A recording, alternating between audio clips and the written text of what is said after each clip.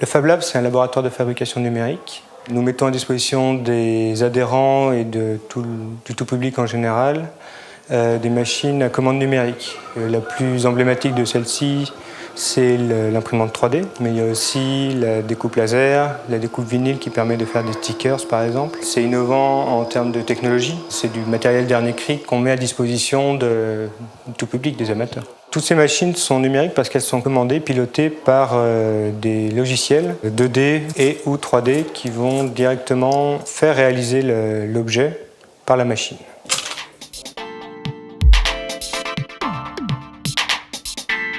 Avant de rentrer dans le vif du sujet, je vous propose de créer l'équipe.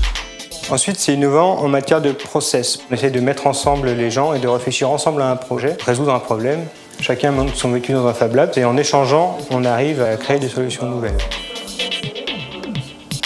Ici, tu as une sorte de point de pivot, quoi. Oui, non, c'est sûr. Ensuite, c'est innovant en matière de méthodologie parce qu'on essaye des méthodologies qui ont fonctionné ailleurs, dans l'informatique par exemple, et on essaye de les adapter à la conception d'objets.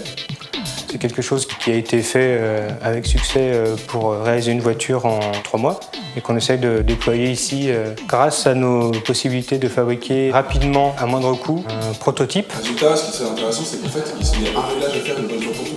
Un seul matériau. On fait ce qu'on appelle des jeux sérieux. On s'amuse, mais en travaillant de manière sérieuse.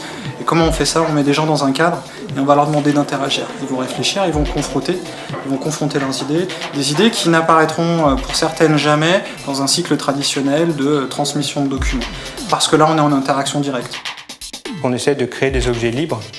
Et ils sont libres parce qu'on les met à disposition massivement sur Internet et qu'on veut que tout le monde se l'approprie et le fasse sien, le distribue, le modifie, le fabrique et le fasse connaître en fait.